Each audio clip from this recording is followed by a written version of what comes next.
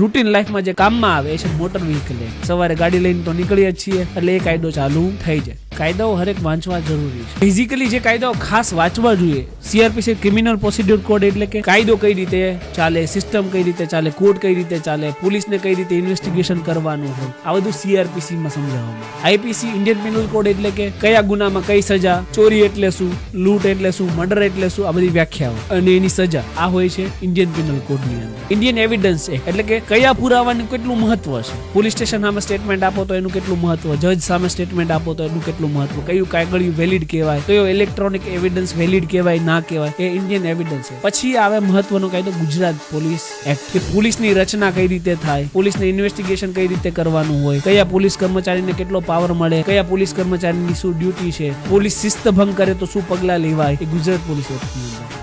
5 કાયદાઓ છે, અનિવાર્ય છે અને હરેક વ્યક્તિએ જાણવા જોઈએ. અને આ વ્યક્તિ જો આ 5 કાયદા જાણી જાય ને કોઈ પણ વ્યક્તિ, તો એને ખુદના કેસ લડવા માટે વકીલની જરૂર પડે નહીં. ખુદ એક વકીલ બની શકે ને સિસ્ટમ સામે અવાજ ઉઠાઈ શકે.